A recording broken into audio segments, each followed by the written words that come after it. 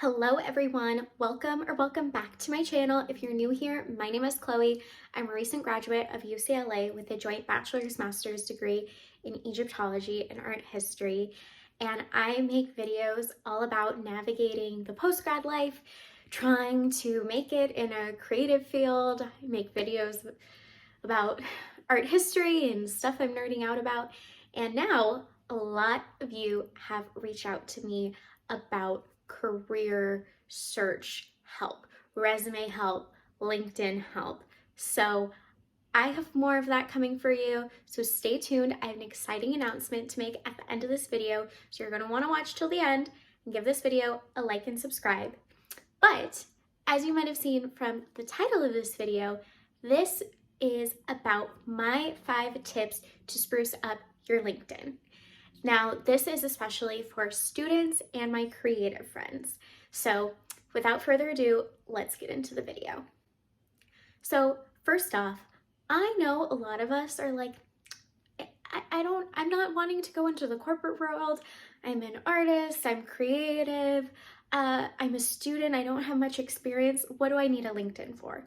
But you absolutely now in 2021 need to have a LinkedIn. When you're applying to an internship or whatever position it may be, somebody may Google you and you want to have a nice professional presence that pops up alongside your Instagram or Facebook.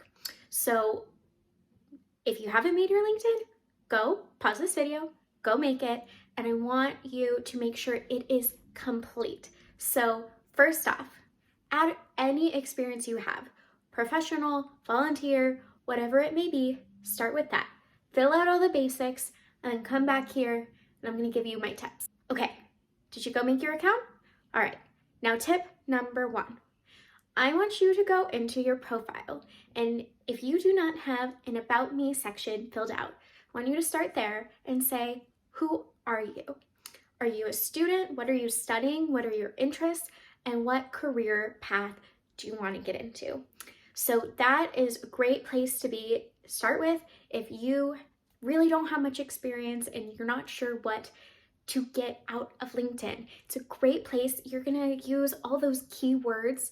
Like if you want to work in museums, you want to say, I want to work in museums in X department. You want that in your search as a searchable term in your About Me page.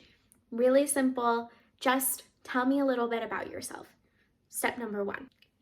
Step number 2. So I hear this a lot and I felt this way of I have no idea what to post or what to include in my experiences. So for posting, did you do a presentation on campus? Are you involved with a club or an organization that you're really proud of? Share what they're doing. You know, most organizations have a social media presence. That's a great place to share exciting work that's being done, or repost things, follow organizations that you're excited by and repost those. Okay, step number 3.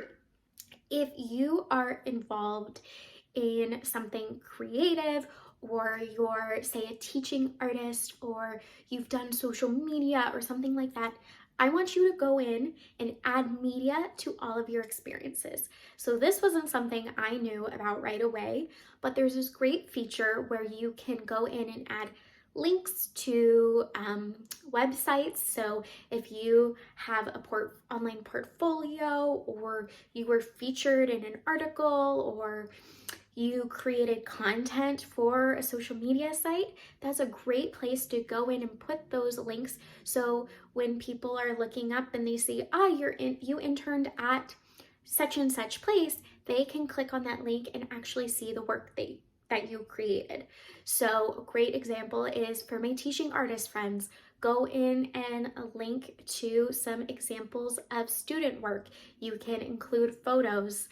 I created some content for the Hammer Museum's Pinterest page, and I included that in my Hammer work experience. So whatever you have available to you, I want you to make sure you are including that to give the whole picture of who you are as an employee, volunteer, whatever your role was. If you're an artist, link to some photos of your work.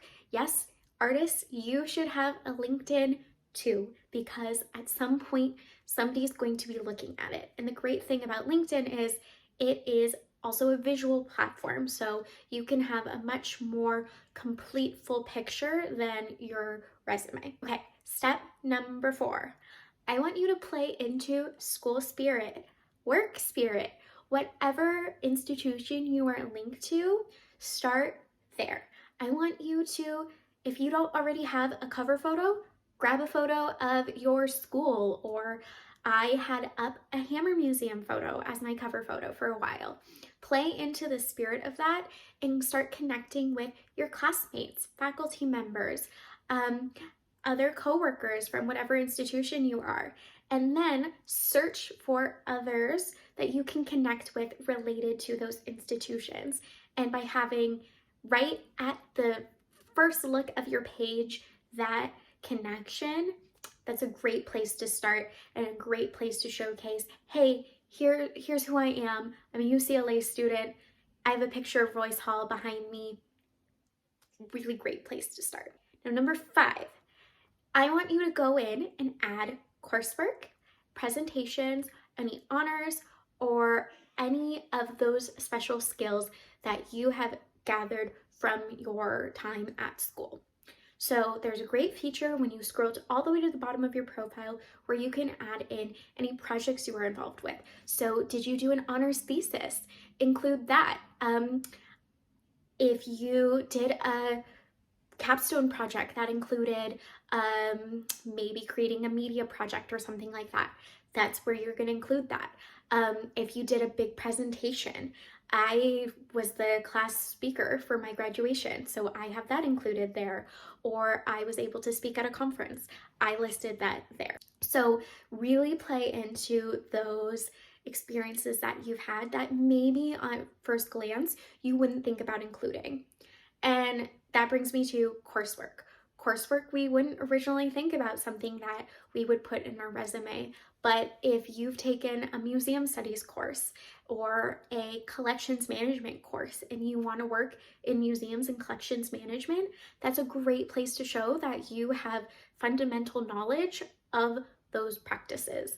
And so it will show that you have been introduced to the concept. So if you're applying for a job, especially through LinkedIn, they can see from your profile that you do have some experience in it.